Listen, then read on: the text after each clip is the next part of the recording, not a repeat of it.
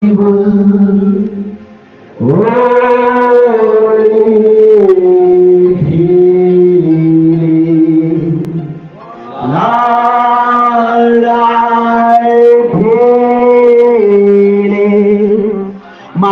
Lord, I pray,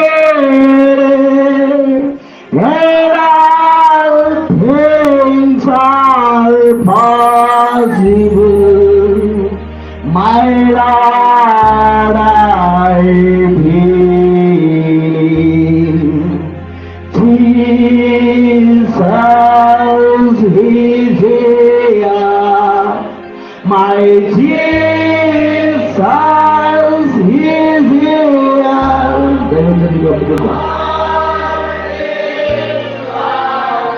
Possible. My Jesus is here.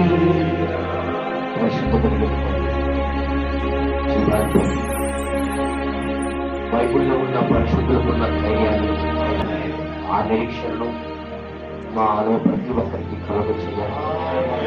అదే మేము కోరుకుంటున్నాం ప్రభా. వాళ్ళంతా ధైర్యంగా నిలబడుతున్నారంటే వారు ఏదో చూసి ఉన్నారు ప్రభా, వారు ఏదో చూడగలిగారు, దాని యొక్క గుణాన్ని వారు పట్టుకోగలిగారయ్యా. ఈరోజు ఆ విధంగానే ఒక నిజమైన క్రైస్తవులుగా, నిజమైన నీ బిడ్డలముగా మేము ఉండటం దయచేయాలి. సర్వోన్నతుడా నీకు స్తోత్రము నాయన. మా జీవము నీ మీద ఆధారపడి ఉన్నది తండ్రి. మీరే మాలో లేకపోతే ప్రయోజనం లేదు.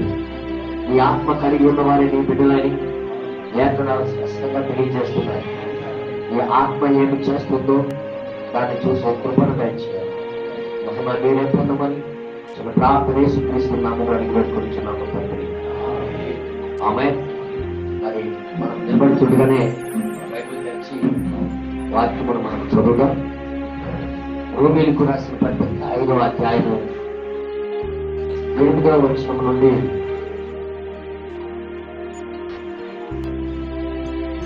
11వ వచనం వరకు మనం చదువుకుందాం. రోమీయులకు రాసిన పత్రిక 5వ అధ్యాయము 8వ వచనం నుండి 11వ వచనం వరకు మనము చదువుకుందాం. అయితే దేవుడు మన ఎడల తన ప్రేమను వెల్లడిపరుచుచున్నాడు.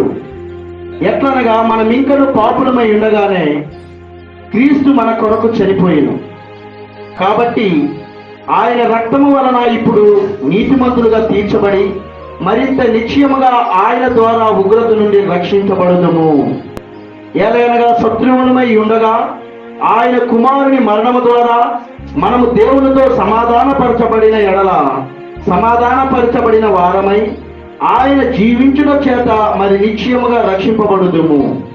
అంతేకాదు మన ప్రభువైన యేసు క్రీస్తు ద్వారా మనము దేవుని యందు అతిశయపడుచున్నాము.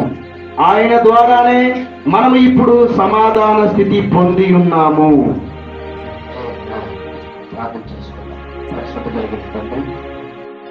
ఈ మాటలు మా యొక్క మొదటి సంఘకాలపు దూత పౌలు గారు రోమీయులకు రాస్తున్న పత్రికలో ఒక క్రైస్తవుని ఉద్దేశించి మాట్లాడి ఉన్నారు. ప్రభా, ఎంత చక్కగా రాసి ఉన్న పత్రిక మేము చూడగలుగుతున్నాం. ప్రభా, కొన్ని తలంపులు మాకు గుర్తించి ఉన్నాం. నాకు ఆ తలంపులు నీ బిడ్డలతో పంచుకున్న కృపను దయచేయాలి. మీ వాక్యములో ఉన్న సత్యాన్ని ప్రభా మేము చెప్పుకున్న కృపను దయచేయాలి. ఆత్మ స్వాధీనంలో మమ్మల్ని నడిపించాలి ప్రభా. అందరిలాగా మేము బైబిల్ చదవకుండా నువ్వు అనుకునే రీతిలో మేము చదువుకున్నాం. నువ్వు ఏ ఉద్దేశంతో, ఏ ప్రేరణ చేత అయితే రాయించావు ఆ ప్రేరణ మేము కూడా పొందుకుందుముగా సహాయం చేయము. కృప చూపించము, నడిపించము. ఇదిగో నీ వాక్యానికి మేము సమర్పించుకుంటూ ప్రార్థన యేసుక్రీస్తు నామములో అడిగి వేడుకొనుచున్నాము తండ్రి. ఆమేన్. దయచేసి కూర్చోండి.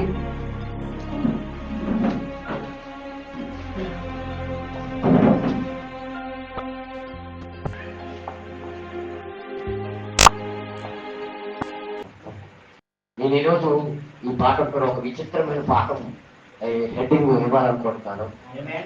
ఆహా, ఏమో ఆ నిరీక్షణ అంటే ఈ మాట అర్థం అవ్వదని నాకు అర్థం వస్తుంది. ఏంటా నిరీక్షణ అంటే ఇంకో మాట చెప్పాలంటే ధైర్యానికి ఏమంటారు కానీ నిబ్బరం అంటారు. ఏమంటారు ఈ భాషలో ఏమంటారు నిబ్బరానికి?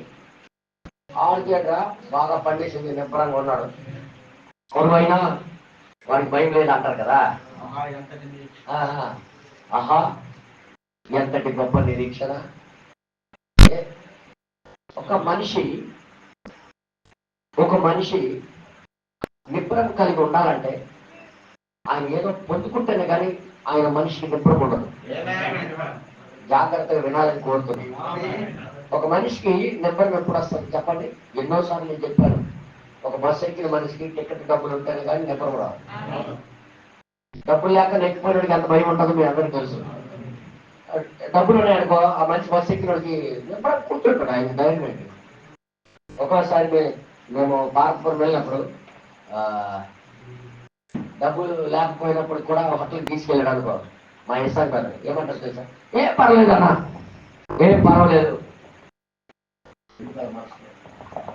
హల్లెలూయా, ఏం పర్లేదు తిన్నా పర్లేదు అంటాడు. అంటే దాని అర్థం ఏంటి? ఉంది ఏటీఎంలో, ఫోన్పేలో ఉంది కాబట్టి ధైర్యం కదా. నేను అంటున్నా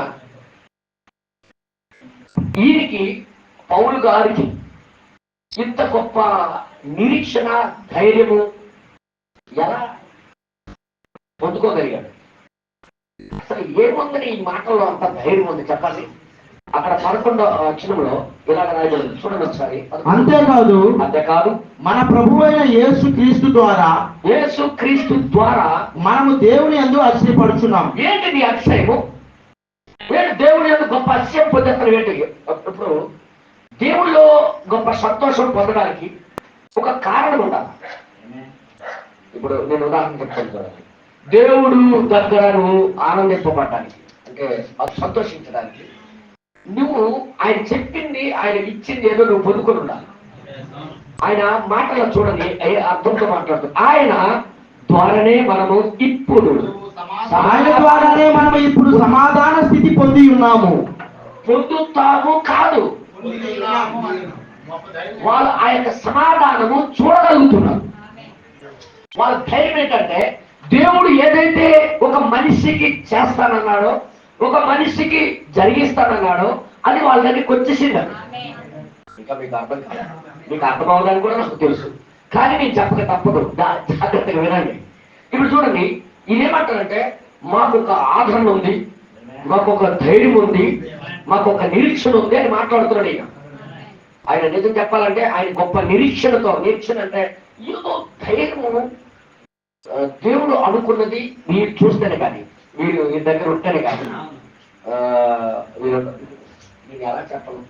ట్రైన్ ఎక్కారు, ట్రైన్ టికెట్ తీసి ఎక్కారు, టికెట్ మ్యాచ్ చెక్ చేసుకొని టికెట్ తీసుకున్న వాళ్ళందరికీ 15,000 లేకపోతే 6 నెలలు జైలు శిక్ష వేస్తున్నాడు అనుకున్నాం. మీకు ఎలా ఉంటుంది చెప్పండి? ఆ టైంలో టికెట్ తీసుకుని ఎలా ఉంటుంది నాకు మీరు చెప్పండి.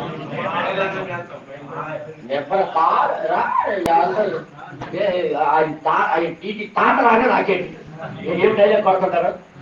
టీటీ రానే, టీటీ బాబు రానే, మాకు గవర్నమెంట్ రూల్ ప్రకారంగా గవర్నమెంట్ అనుకున్నట్టుగా ఈ ట్రైన్ కి అర్హతలు ఏమైతే ఉన్నాయో ఆ అర్హతలు నాకు ఉన్నాయి.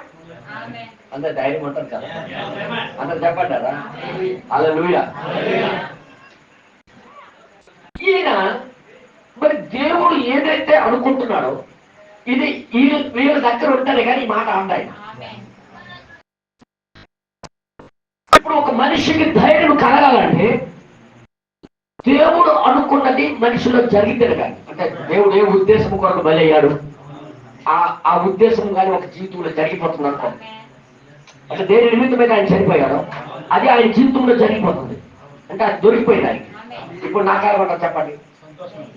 సంతోషమే కాదు, ఒకటే సంతోషమే కాదు, ఈ ప్రపంచాన్ని చూసి గొప్ప డాన్స్ చేయాలనిపిస్తున్నాను. ఎందుకంటే ఈ ప్రపంచం నాకు ఇప్పుడు నాశనం చేయలేదు ఇక.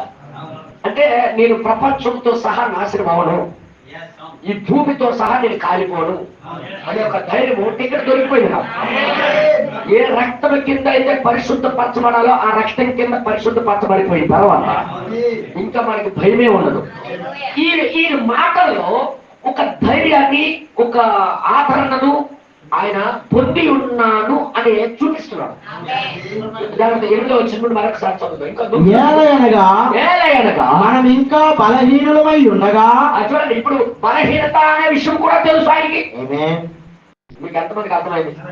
అంటే ఒక మనలో బలహీనతలు మనకు తెలుస్తున్నాయి. అవును, అని మేము బలహీనులమై ఉండగా అంటే ఒక బలహీనత సంగతి విషయం కూడా చూశాడు. ఒక బలహీనులమై ఉన్నామనే విషయం కూడా తన జీవితంలో చూశాడు ఆయన. తర్వాత యేసుక్రీస్తు రక్తం చిందించిన తర్వాత ఆయన ఏమంటాడంటే, చూడండి ఒకసారి, మనం ఇంకా బలహీనమై ఉండగా, క్రీస్తు యుద్ధ కాలమున సరైన సమయంలో, యుద్ధ కాలం అంటే సరైన టైం, అంటే మేము ఇదే మా బతుకు ఇంకా నాశనం అయిపోవడమే అనే టైంలో భక్తిహీనుల కొరకు చనిపోయాను. మన అంటే మా కోసం చనిపోయాడు. అంటే ఇప్పుడు ఈ బలహీనత ఏదైతే మనుషులకు ఉన్నదో, ఈ బలహీనతలు ఏదైతే జయించలేకపోతే ఆ బలహీనతల నిమిత్తమే యేసుక్రీస్తు చనిపోయాడు. ఇప్పుడు ఏమైంది? ఏదైతే ఆ బలహీనత నుండి తీసింది ఇచ్చాడు దేవుడు, అది ఈయనకి దొరికిపోయింది. ఎంతమందికి అర్థమవుతుంది? ఇప్పటికే అర్థం కాదు మీకు, నేను ముందుకు తీసుకెళ్తే అర్థం కాదు. దయచేసి మీరు వినండి జాగ్రత్తగా, జాగ్రత్త చదువుతాం మళ్ళీ ఇంకా జాగ్రత్తగా. మేము బలహీనమై ఉన్నప్పుడు చూడండి ఒకసారి, బలహీనమైన క్రీస్తు యుద్ధ కాలమున భక్తిహీనుల కొరకు చనిపోయాను. భక్తిహీనుల కొరకు, నీతిమంతుల కొరకు సైతం ఒకడు చనిపోవటాడు.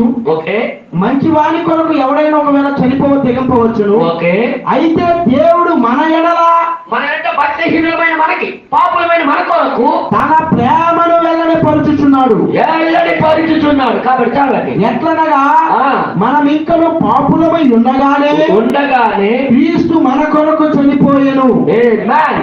కాబట్టి ఆయన రక్తము వలన ఇప్పుడు నీతిమంతులుగా తీర్చబడి, ఇప్పుడు అంటే ఇప్పుడు చూడండి ఈయన 2 కార్యాలు చూశాడు. అయితే ఒకటి బలహీనత చూశాడు, ఆ రక్తం వచ్చిన తర్వాత దాన్ని తీసివేయడం కూడా చూశాడు.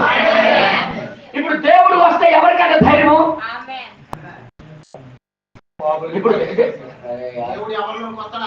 ఇప్పుడు ఇప్పుడు ఎవరిలోనైతే ఈ టికెట్ దొరికిపోయింది అంటే, ఉదాహరణకు చెప్తున్నాను, ఆ బలహీనత నుండి తీసిబడేది ఆ రక్తం వచ్చి ఎవరి జీవితానికి అయితే వస్తుందో వారికి మాత్రమే గొప్ప ధైర్యం ఉంటుంది, వారికి మాత్రమే నిరీక్షణ ఉంటుంది.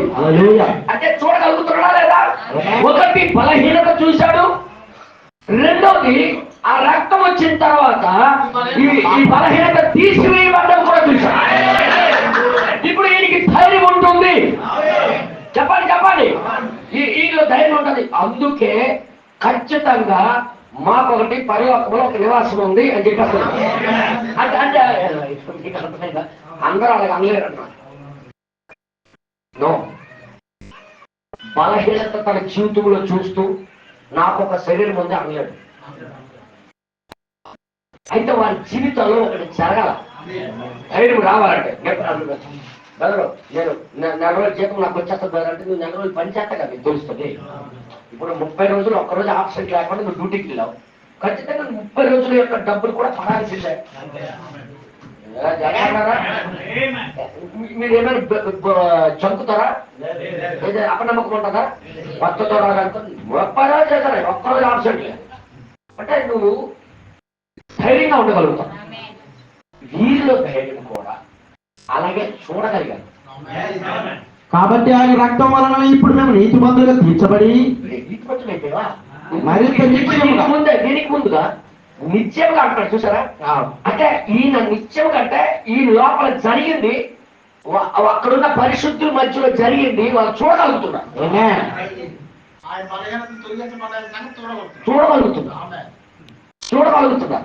వాళ్ళ పరిస్థితులు మారిపోవడము, వారికి ఉన్న ఇంతకు ముందు ఉన్న బలహీనతలన్నీ దాని నుండి దాటిపోవడము వారి జీవితాల్లో చూడగలుగుతున్నారు. మరింత నిశ్చయముగా ఆయన ద్వారా ఉగ్రత నుండి రక్షింపబడుదుము. ఎంత ధైర్యమన్నా! ఆయన తీర్పు నుండి మనం తప్పించి పడిపోతాం. ఎందుకంటే ఏదైతే ఉండాలో, ఏదైతే మన దగ్గర ఉండకూడదో అది పోయింది. ఉండకూడదని మనలో నుండి వదిలి వెళ్ళిపోయింది. ఆయన కావాల్సింది మా దగ్గర ఉంది. ఇప్పుడు ధైర్యం ఉంటుందా లేదా? అందుకే ఈ పత్రిక రాస్తున్నాడు క్రైస్తవులకి. హల్లెలూయా. ఈ రోజు ప్రతి క్రైస్తవుడు కూడా అలాగే చూసుకోగలిగి ఉండాలి. నేనేదో పరలోకానికి వెళ్ళిపోతాను అంటే, మేము ఎత్తబడిపోతామంటే నేను చెప్తే పని చేయదు. వ్యక్తిగతంగా నువ్వు కూడా ఇక్కడ పరిశుద్ధులు ఎలాగంటే చూడగలిగారు, అనుభవించగలిగారు. ఇంకో మాట చెప్తున్నా చూడండి, వారు బలహీనతలు చూశారు, అది దాని నుండి బయట పట్టడం కూడా చూశారు. అప్పుడు ఉగ్రతకి మేము దొరకమని అర్థమైంది. నేనేం మాట్లాడుతున్నా అర్థం చేసుకోండి. ఉగ్రత ఎవరి మీద రాదు? చూడగలిగి అనుభవపూర్వకంగా వారి జీవితాల్లో నాది అది వదిలేసింది. నాకు అది నా నుండి తీసివేయబడిపోయింది. దేవుడు నాకు లేపాడు. ముందుగా ఎత్తబడక మునుపు ప్రతి విశ్వాసి ఇది చూసినప్పుడే వారికి ఒక నిరీక్షణ ఉంటుంది. అంటే బ్రతుకున్నప్పుడే ఇది చూడాలా. నేనేం మాట్లాడుతున్నా సత్యమైన చూడటం కాదు. బ్రతుకున్నప్పుడే, భూమి మీద బ్రతుకుతున్నప్పుడే నీ జీవితము రెండో చాప్టర్లోకి రావడం చూడగలగాలి. రెండో చాప్టర్ అంటే పరిశుద్ధమైన చాప్టర్. అదే దేవుడు రక్తం చిందించాడు దానికోసమే, పరిశుద్ధులుగా ఉండడానికి. నేనేం మాట్లాడుతున్నా అర్థం చేసుకోండి. సంఘానికి మనం ఒక బుద్ధి కలగడానికి దేవుడు ఇదంతా రాయించాడు. రోమిలికి రాస్తున్నాడు. విశ్వాసులాగా సంఘానికి వెళ్ళిపోతున్నాం కాబట్టి మేము పరలోకానికి వెళ్ళిపోతామని అనుకోకండి. సంఘంలో చేరాం కాబట్టి మేము పరలోకానికి వెళ్ళిపోతాం అనుకోకండి. బాప్తిసం తీసుకున్నాం కాబట్టి పరలోకానికి వెళ్ళిపోతాం అనుకోండి. కానీ ముందు చూడవలసింది ఏంటంటే, మన జీవితాల్లో ఒకటి బలహీనమైన స్థితులు మనకు తెలుసు. బలహీనమైన స్థితులు, అబద్ధాలు, అన్ని శరీర కోరికలు, శరీర ఆశలు ఇవన్నీ ఉండడం మనకు తెలుసు. కానీ దాని నుండి కూడా బయటపడడం కూడా చూడాలి. అప్పుడే నువ్వు ధైర్యంగా ఈలాగా మాట్లాడగలవు. ఇప్పుడు ఏమంటాడు చదువుతాం. ఇప్పుడు అంతేకాదు మన ప్రభువైన యేసుక్రీస్తు ద్వారా మనము దేవుని యందు అతిశయపడుచున్నాము. ఎందుకంటే ఎంత ధైర్యం వచ్చింది? ఎందు నిమిత్తం చనిపోయాడో అది దొరికిపోయాడు. ఆయన ఎందు నిమిత్తం వచ్చాడో అది కూడా పొందిశాడు. అందుకే ఈ ధైర్యంగా మాట్లాడుతున్నాడు. ఆయన ద్వారానే మనం ఇప్పుడు సమాధాన స్థితి పొంది ఉన్నాము. ఇప్పుడు ఆయనే వచ్చేసాడనమాట. ఆయన దొరికిపోయాడు. క్రీస్తే దొరికిపోయాడా? ఆ క్రీస్తే పరిపూర్ణుడు, పరిశుద్ధుడు. ఇప్పుడు మీరు ఈ శారీరకమైన క్రియల నుండి బయటికి రావడం చూడగలిగారు. ప్రతి ఒక్కరు పునరుత్థానం ఉంది అనుకుంటారు. ఏ పునరుత్థానం వెళ్ళాలనుకుంటాం? రెండో పునరుత్థానంగా బైబిల్లో రాబడితే మొదటి పునరుత్థానం ఎవరు వెళ్తారు? పరిశుద్ధులు ఎవరు? వారి జీవితాల్లో ఈ కార్యం జరిగి చూడాలి. కొంతమంది అబద్ధాలు ఆడము, అబద్ధాలు ఆడాలన్నా ఆడలేదు. అబద్ధాలు ఆడాలన్నా నువ్వు ఆడలేదు. ఎందుకంటే నీకు ఎవరు వచ్చారు. ఇంతకు ముందు ధారాళంగా అబద్ధం ఆడేసేవాడిని, చీటికి అబద్ధాలు ఆడేసేవాడిని. ఇప్పుడు నేను ఆడలేకపోతున్నానంటే ఎవరో నాకు పట్టుకున్నారంటే, ఎవరో వచ్చి నాకు కంట్రోల్ చేస్తున్నారంటే, అంటే ఇది చూడాలా లేదా? చూడాలా కదా? చూడకుండా నువ్వు పరలోకానికి వెళ్ళగలుగుతావు? ఖచ్చితంగా ప్రతి ఒక్క విశ్వాసి వారి జీవితాల్లో ఈ కార్యము చూస్తే వారికి పునరుద్ధానం ఉంది. అంటే ముందే నీ శారీరకమైన మృతతుల్యమైన కార్యాల నుండి నువ్వు లేవటం నువ్వు చూడగలుగుతా. ఏంటన్నా నీ మృతతుల్యమైన కార్యాల నుండి నువ్వు లేచావు అనేది నీకు రుజువు అవ్వాలి. అందరికీ పునరుద్ధానం అందరికీ దొరకదు. దయచేసి వినండి. పునరుద్ధానం ఎవరికి దొరుకుతుందంటే, ముందు వారి శారీరకమైన కార్యాల నుండి ముందు లేపబడ్డము వారు చూడగలిగి ఉండాలి. హల్లెలూయా. దేవుని నామానికి మహిమ కలుగుగాక. అర్థం చేసుకోండి మీరే. హల్లెలూయా. ఏం రాబడింది? ముందు ఏం దొరకాలంటే మనకి మృతతుల్యమైన మీ శారీరకమైన కార్యాల నుండి, మీ పాత జీవిత కార్యాల నుండి లేవనెత్తబడేటటువంటి సాక్ష్యము నువ్వు చూడగలుగుతావు. ఈ రోజు అదే అర్థమవుతాయి. బైబిల్ మొత్తం అర్థమవుతుంది. నేను మరీ చెప్తున్నా. అంటే నువ్వు బ్రతుకున్నప్పుడే అది నువ్వు చూడగలిగి ఉండాలి. ఏది నీ జీవితంలో, ఎవరి జీవితంలో కాదు, నీ జీవితంలో నువ్వే చూడగలిగి ఉండాలి. అంటే నేను ఒక స్థితి నుండి మరొక స్థితికి వచ్చేసాను అనేది నీగా తెలుసుకోవాలి. అప్పుడే ఎలా మాట్లాడుతావంటే 11వ వచనంలో చెప్తున్నాడు, కాబట్టి యేసుక్రీస్తు ద్వారా మనము దేవుని యందు అతిశయపడుచున్నాము. ఏంటి దేవుడి యొక్క అతిశయం, సంతోషం ఎందుకు వచ్చింది? దీనికి ఏదో జరిగింది. వారి జీవితాలు ఏదో చూడగలిగారు. వారి దగ్గర లేనిది వారు చేయలేకపోయింది వీరు చేయడం, వారు జరిగించలేకపోయింది జరిగించడం, వారి జీవితాలు ఏదైతే ప్రవాహముగా పరిగెడుతుందో అది ఆగిపోవడం. ఎవరు మనకి చెప్పక్కర్లేదు, ఆటోమేటిక్ గా అబద్ధాలు ఆడేవారు. మన స్వభావాలు అది. మన పాపములు పుట్టాం, పాపములు పెరిగాం, పాపం ఆడుతూ వచ్చాం, అంటే అబద్ధాలు ఆడుకుంటూ వచ్చాం. అంటే అర్థం చేసుకోండి మీరే. ఇప్పుడు ఈ పౌలు గారు ఆయన జీవితంలో ఏదో ఉంది కాబట్టి ధైర్యం చెప్పుకుంటున్నాడు. ఆయన గొప్ప అతిశయం కలుగుతున్నది. నాకు అతిశయం ఎవరికి కలుగుతుంది అంటే, ఏదైతే దేవుడు కోరుతున్నాడో అది వాళ్ళు కలగడం, వాళ్ళు చూడగలిగారు.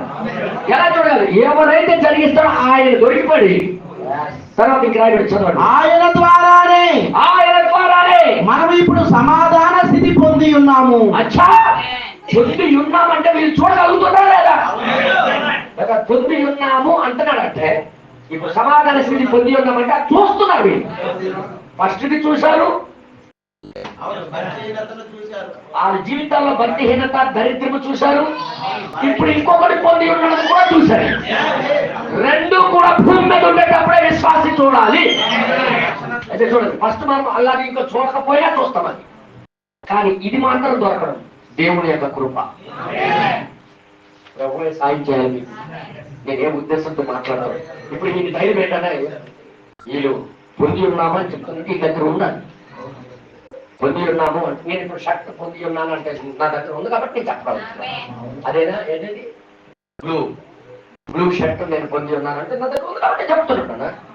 పొంది ఉన్నాము అంటే నేను చూడగలుగుతున్నాను, నేను పొంది ఉన్నాను.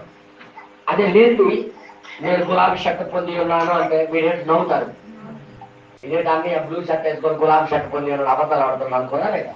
నేను పొంది ఉన్నాను కాబట్టి చూడగలుగుతున్నాను, ధైర్యంగా చెప్పాలి. బ్లూ షర్ట్ వేసుకున్నాను, బ్లూ షర్ట్ వేసా అంటే నేను పొంది ఉన్నాను, చూడగలుగుతున్నాను.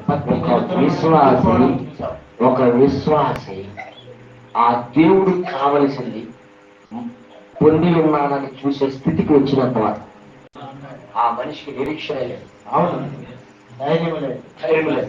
ఆయన పాటలు పాడొచ్చు, మీద మీద మాట్లాడచ్చు, ఓహో గొప్ప గొప్ప దేవుడు కృపాని అమ్మ రాగాలు తీయొచ్చు, ఎన్నెన్నో మాట్లాడొచ్చు. కానీ ఆ మనిషి ఆ స్థితి నుండి లేవనెత్తబడడం వాడు చూసినంత వరకు దేవుడిలో ధైర్యం ఎవరికి లేదు. దేవుడిలో అక్షయిస్తున్నామని ధైర్యం ఎలా చెప్పగలుగుతున్నాడు? ధైర్యముగా ఆయన సన్నిధిలో మేము చేరుదాము అని ఎలా రాసేయగలుగుతున్నాడు అంటే, ఆయన కావలసిన టికెట్ ఆయన పొందుకోవడం చూడగలిగాడు.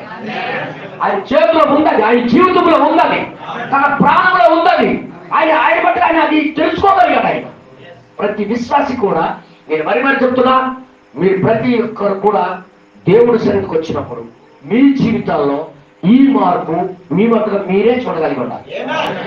అప్పుడే దేవుడు ఆత్మ వచ్చి నీకు మీలో నివాసం చేస్తుందని అర్థం. మొదట్లాగే నా మైండ్ పరిగెడుతుంది, మొదట్లాగే నా స్థితి ఉందంటే నువ్వు సంఘానికి వచ్చినా నువ్వు ఇంకా నీకు నిరీక్షణ అంటూ ఏమీ లేదు, నీకు ధైర్యం లేదు, నీకు ఎటువంటి ఆదరణ లేదు. ఎవరికి చూసి ప్రతిదీ కూడా ఆనందం అనిపిస్తుంది అంటే, ఏదైతే దేవుడు కావాలని కోరుకున్నాడో అది జరిగిపోతాయి.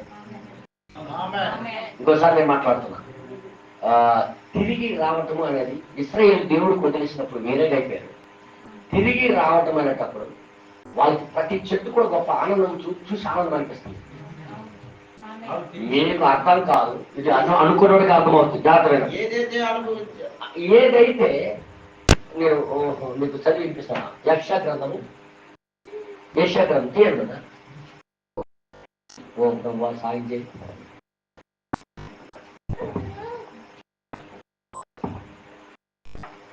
యెషయా గ్రంథం దయచేసి వినండి. యెషయా గ్రంథం 55 వచ్చిందో ఇలాగ వారికి ఏమంటారంటే, చదువుతారా గట్టిగా బేగా తీరుగా 55:12 వచ్చిన మీరు సంతోషముగా బయలువెలుదురు, సమాధానము పొంది తోడుకని పోబడుతుంది. మీ ఎదుట పర్వతములు మెట్టలను సంగీతనాదము చేయును. మీ ఎదుట మెట్టలు సంగీతనాదము చేయును అంటే మెట్ల సంగీతాలు వాయిస్తాయా? అవును. పొలములోని చెట్లని తప్పట్లు కొట్టును. ఎవరికంటే అలాగ అనిపిస్తుంది?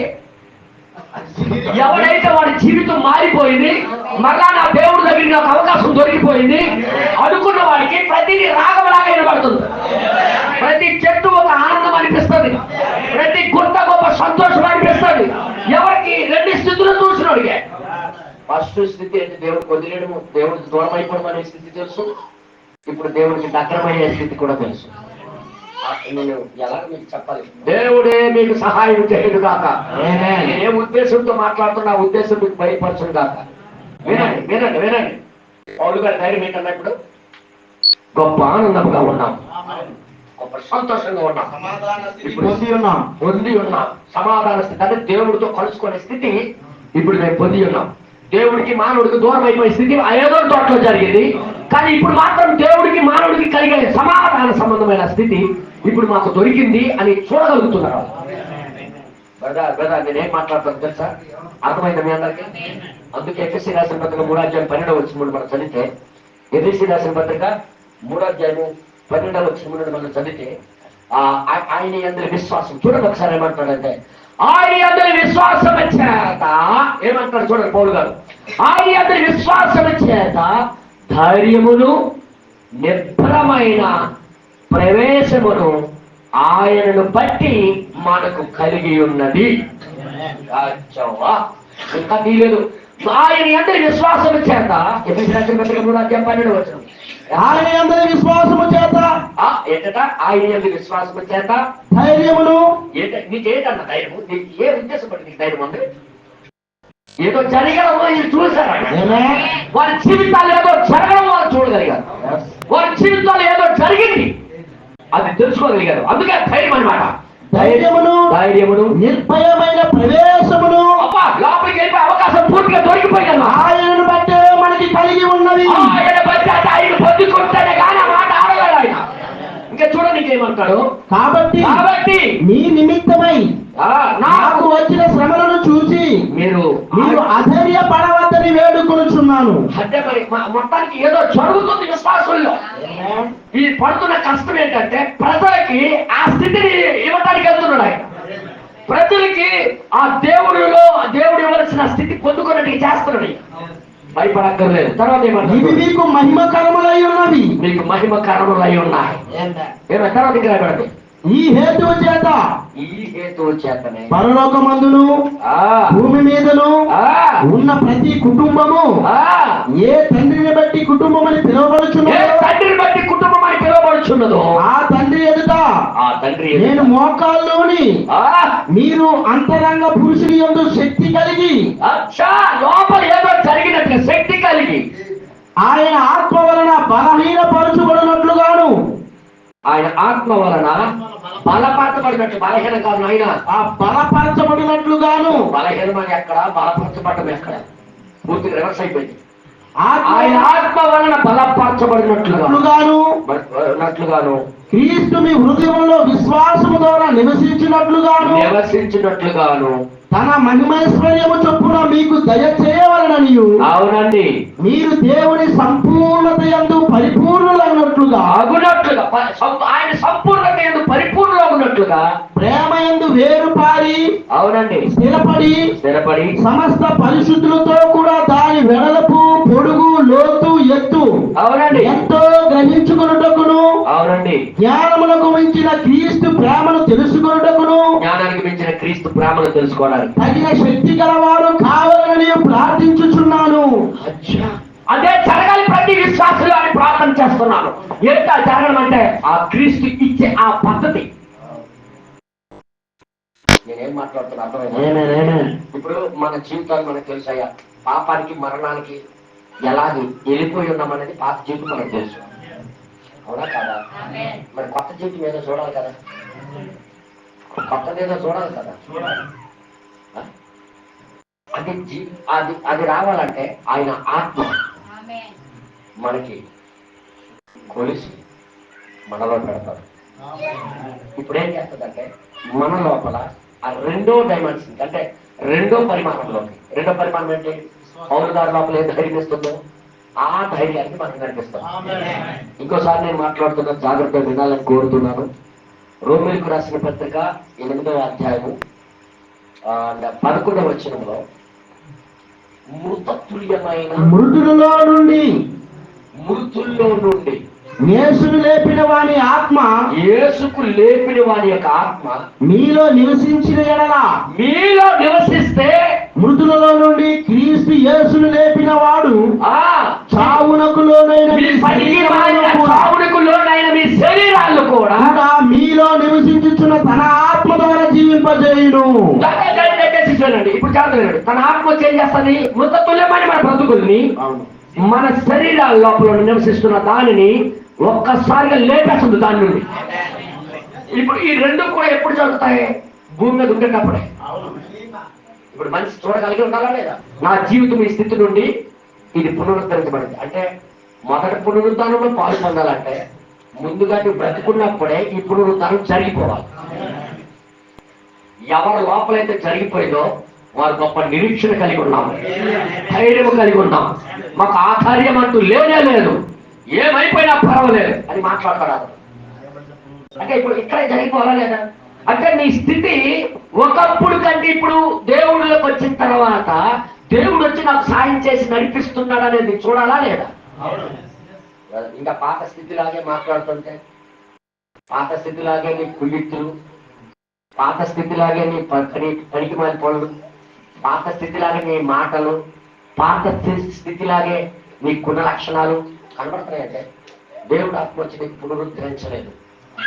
ఫస్ట్ పునరుద్ధానంలోకి వెళ్ళాలంటే మనుషులకి శరీరం ఉంది అని ఎవరికి దొరుకుతుందంటే, ఎవరికి ఆ శరీరాలు ఉన్నాయంటే ముందు ఇక్కడే వాడి జీవితము దేవుని ఆత్మ చేత లేపబడిపోవడం చూడాలి. ఇంకోసారి నేను మాట్లాడుతున్నా, గమనించాలా లేదా? ఎవరు గమనించాలి? ఎవరో గమనించడం కాదు, నువ్వే నువ్వే గమనించడం చూడాలి. పౌలు గారు అది అలా చూడగలిగాడు. ఒక స్థితి నుండి మరొక స్థితి ఆయన జీవితం రావడం ఆయన చూడగలిగాడు. ఈ రోజు కూడా ప్రతి విశ్వాసం కూడా అలాగే చూడగలిగి ఉండాలి. కొద్ది లోపలికి తీసుకెళ్ళి లేకపోతే ఇటుపడరా ఇటు వచ్చి హల్లెలూయా. పౌలు గారు ఏం చూసారమ్మా? ఏం చేశారు? ఊరింటి నుండి మేడింటికి రావడం చూడలేదు. తన జీవితంలో ఏదో ఒక క్రియ జరగడం, దేవుడు పునరుద్ధరించడం, ఆ స్థితి నుండి, ఆ మరణకరమైన స్థితిలో నుండి ఆయన లేపబడ్డం చూడగలిగాడు. ఆయన విశ్వాసులైన మనం ఇప్పుడు ఏం చూడాలైతే అది చూడగలగాలా లేదా? నేను వర్తమానంలో కలిగి ఉన్నాను, వర్తమానానికి వెళ్తున్నాను, బ్రహ్మాం గారి నమ్ముతున్నాడు, పైలేదు. బ్రహ్మాం గారు కూడా అది చూడగలిగాడు. ఆ మొదటి జీవితం ఏదో, ఆ తర్వాత జీవితం ఏదో ఆయన చూడగలిగాడు. వింటున్నారా? క్రీస్తు యేసునందు జీవమిచ్చు ఆత్మ యొక్క నియమము పాపమరణముల నుండి నన్ను విడిపించెను. అది చూడగలిగాడు ఆయన. అంటే బ్రతికున్నప్పుడే భూమి మీద విశ్వాసాన్ని పిలవబడుతున్నప్పుడు అది చూడాలా. ప్రతి విశ్వాసులో కూడా అది జరగాలి, అది జరిగి తీరాలి. తీరినప్పుడే ఆ మనిషికే దేవుడు అంటే దేవుడి ముందు నిలబడ్డానికి భయం ఉండదు, గొప్ప ధైర్యంతో వెళ్ళగలుగుతారు. ఇదంతా ఎలా చేయగలిగారు? ఆత్మ ద్వారా. అది ఎవరి ఆత్మ? క్రీస్తు ఆత్మ. ఆత్మ ఆయనలో ఉంది కాబట్టి గొప్ప ధైర్యం ఉంది. ఏంటంటే ఒక స్థితిని మరొక స్థితికి తీసుకొని వెళ్ళిపోయింది. నేను మాట్లాడుతున్నాను, మృతతుల్యమైన నీ యొక్క బ్రతుకు ముందు లేపబడ్డం చూడాలి. ఎంతమందికి అర్థమైంది మాట? మృతతుల్యమైన నీ క్రియల నుండి నువ్వు బయటపడ్డము నువ్వు చూడగలిగి ఉండాలి. నీకు కూర్చోవాలి ఫస్ట్. వాడికి సమాధి నుండి లభిస్తానన్న ధైర్యం. అందుకే పౌలు రాసిన 6వ అధ్యాయంలో, ఈ 6వ అధ్యాయంలో మీరు చూసినట్లయితే, రోమిలికి రాసిన పత్రిక 6వ అధ్యాయంలో ఆయన ఏమంటారంటే చూడండి, ఆయన మాటల్లో భావం చూడండి.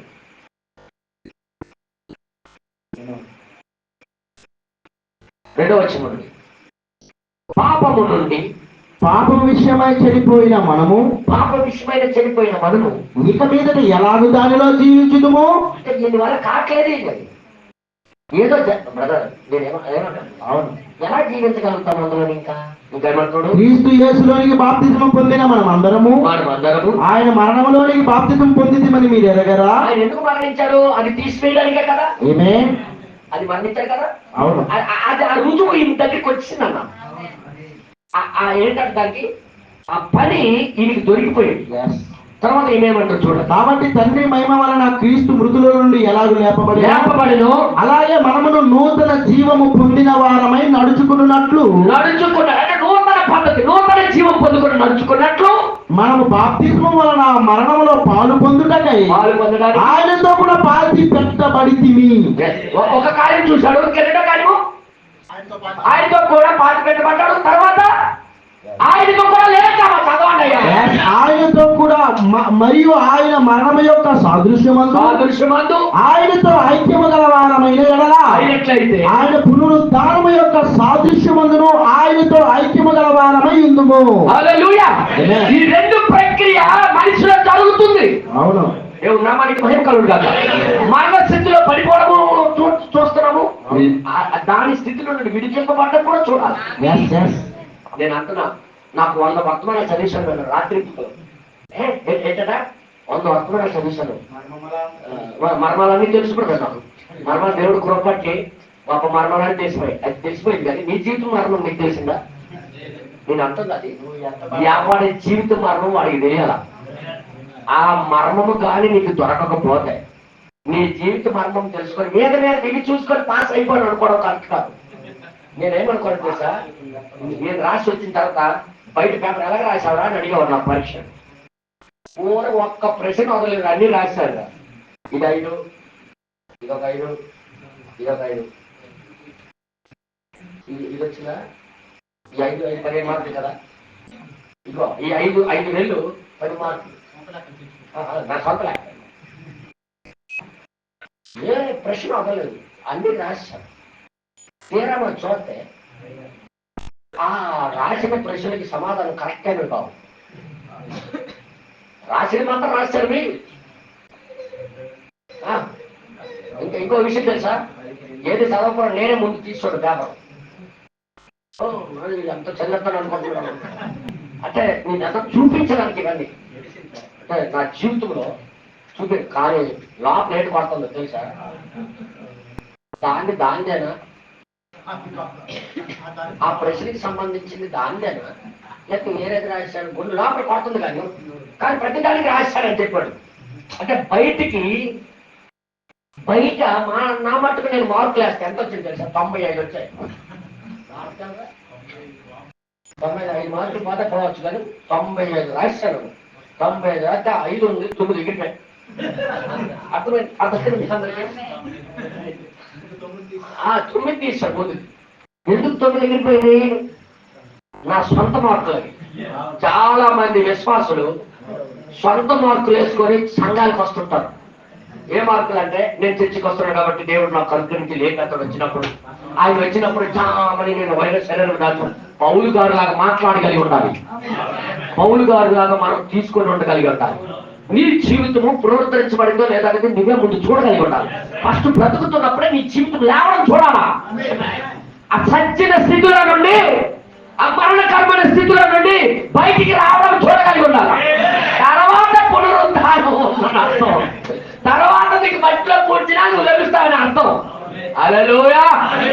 ముందు ధైర్యం ఏంటన్నా, అంత ధైర్యంగా రాయడానికి కారణం ఏంటి తెలుసా? వారి జీవితాల్లో ఏమి జరిగిందో వాళ్ళు చూడగలిగారు. ఏమైందో వాళ్ళు పొందుకోగలిగారు. ఆ పొందుకోవడం బట్టి వాళ్ళ దగ్గర టికెట్ ఉందని ధైర్యం వాళ్ళకి. ఈ రోజు టికెట్ లేకుండా టికెట్ ఉందని యాక్షన్ చేయడం. నేను 2 సార్లు తప్పించుకున్నాను ఆర్టీసీ బస్సులో. Ticket ticket ticket ticket ticket okay, అంత ధైర్యం చేపించాడంటే ఉందనుకోని నిలిపాడు. ఈ రోజు కూడా ఈ బైబిల్లో ఇలా పట్టుకొని ఇలా సంకలో పెట్టుకొని hallelujah praise lord sister, praise lord brother, జీవితం పునరుద్ధరించబడ్డం అది చూడట్లేదు. నేను వాస్తవం చెప్తున్నాను, నీకు నువ్వుగా చూసినంత వరకు ఆ శరీరం నీకు ఉందనుకోవడం చాలా రాంగ్. అదే పౌలు గారు 2 కొరింథీ రాసిన పత్రిక 4వ అధ్యాయంలో 16వ వచనంలో ఆ బాహ్య పురుషుడు చూడకుండా బాహ్య పురుషుడు చచ్చిపోవడం, అంతరంగ పురుషుడు లేవటం, బలం పొందుకోవడం చూడగలిగారు. కావున మేము అధైర్యపడము. ఎందుకు అధైర్యపడము? నీ ధైర్యం ఏంటి? నీ ధైర్యం ఏంటి పౌలు గారు? ఎందుకు నువ్వు అధైర్యపడవు? నీకు ధైర్యం ఏంటి?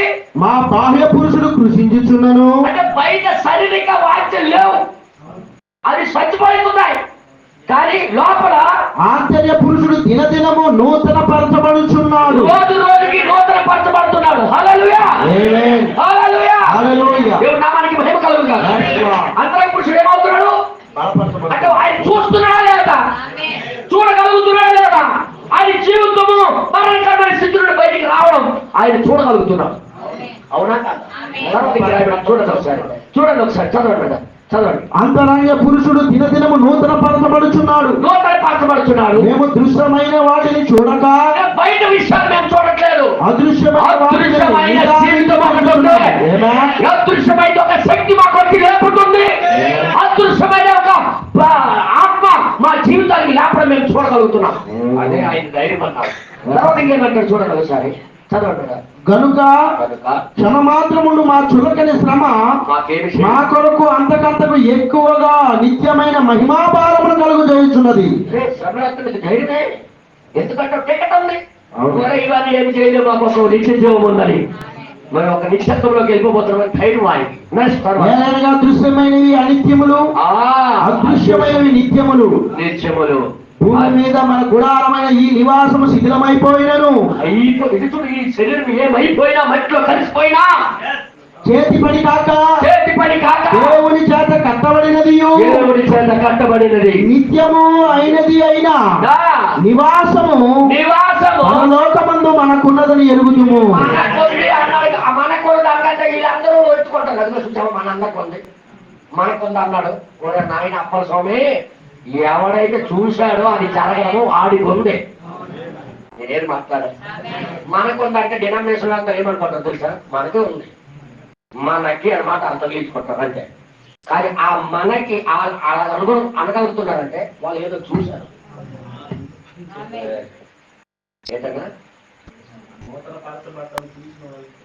ఆ జీవితంలో ఏదో జరగడం, వీరికి మారు మనసే లేదు, తిరిగి మారడం లేదు, వాడి జీవితం లేవడం లేదు, వాడి మాట తీరు మారలేదు, వాడి స్వభావం మారలేదు, వాడి చిన్నదానికి పెద్దదానికి చేసి దయ్యాలు ఆడుకుంటే ఎవరైనా చిన్నది అంటే సాగు సరళమని వేసిపోతుంటే నువ్వు ఎక్కడ సచ్చావు? సచ్చినోడు కోపం ఎక్కడ నుండి వస్తుంది? సచ్చినోడు ఎక్కడ మాట్లాడతాడు? బూతులు మాట్లాడండి. ఏది చూడాలి ఫస్ట్? ఇక్కడ జీవిస్తున్నప్పుడే ముందుగా ఒక స్థితి నుండి లేకపోవటము నువ్వు చూడగలిగి ఉండాలి. అది ఎవరు చేస్తారు? దేవుని ఆత్మ. అది అడగాలి. ఏం కావాలి? ప్రభువా, అది పొందాలంటే నేనేం చేయాలి? ఏం అడగాలి? మనం ఎప్పుడు ఏం అడుగుతాం తెలుసా? ప్రభువా, మా పిల్లలకి మంచి ఆరోగ్యమే, మంచి జ్ఞానమే, మంచి చదువు, మా అందరికీ చక్కటి ఆరోగ్యంతో మాకు నడిపించు, మేము చక్కగా బ్రతుకుతాం, భూమి మీద చక్కగా ఈ సంవత్సరం 2 ఎకరాలు చేస్తే వచ్చే సంవత్సరం 5 ఎకరాలు చేసినట్టుగా. ఇదంతా ఏంటి తెలుసా? ఈ లోకంలో బ్రతికే దురాశ. వీటికి అడగకూడదు. ఇప్పుడు ఇవన్నీ కడిగి మళ్ళీ మీ స్వార్థంతో అడుగుతున్నది. ఇంకొకటి ఉంది, అది అడగమని దేవుడు కోరుతున్నాడు. ఏంటి అడగమని? యాకోబు రాసిన పత్రిక 4వ అధ్యాయంలో, యాకోబు రాసిన పత్రిక 4వ అధ్యాయంలో చూడండి ఒకసారి చదువు. 1వ వచనం, 4వ అధ్యాయం 1వ వచనం ఆయన ఏమంటారు చూద్దాం. యాకోబు రాసిన పత్రిక, అదే ఎబ్రి తర్వాత ఉంటుందన్నా, ఎబ్రి రాసిన పత్రిక తర్వాతే ఉంటుంది. యాకోబు రాసిన 4వ అధ్యాయం 1వ వచనం. మీలో యుద్ధములను పోరాటములను దేని నుండి కలుగుతున్నది? అమ్మా పాత నిబంధన తర్వాత కొత్త నిబంధన ఉంటుంది. నీ అవయవములలో పోరాడు మీ భోగేచ్ఛల నుండి కదా. మీలో యుద్ధములను పోరాటములు దేని నుండి కలుగుతున్నది? యుద్ధాలు పోరాటం ఎక్కడ కలుగుతున్నాయి? మీ అవయవములలో పోరాడు మీ భోగేచ్ఛల నుండియే కదా. అంటే లోపలే ఉంది పెద్ద పోరాటం. అవును, ఎక్కడ పెద్ద పోరాటం ఉంది నీ జీవితానికి. నెక్స్ట్ తర్వాత ఇంకా రాయబడి, మీరు ఆశిస్తున్నారు కానీ మీకు దొరకలేదు. అసలు మీరు ఆశిస్తున్నారు కానీ మీకు దొరకట్లేదు. మన మధ్య చేయుదురు మత్తర పడుదురు కానీ సంపాదించుకునలేరు. మీరు మత్తర పడతారు, ఏదేదో చేస్తారు కానీ మీకు అది సంపాదించుకునలేరు. యుద్ధము చేయుదురు కానీ దేవుడిని అడగనందున. ఏంటట? దేవుణ్ణి అడగనందున. దేవుడికి మీరు అడగనందు. ఏంటి అడగాలి దేవుడి దగ్గర? మీకేమీ దొరకదు. అదే ఎవరి మీద ఆధారపడాలి? ఇప్పుడు దేవుడిని అడగాలి. ఏంటి అడగాలి? పౌలు గారు ఎవరినైతే అడిగారు, అవును ప్రభా ఈ మరణకరమైన స్థితి నుండి నాకు ఎవరు లేపుతారయ్యా అని ఎవరినైతే అడిగారో ఆ విధంగా మనం అడగాలి. ఆ స్థితిని మనం అడగాలి.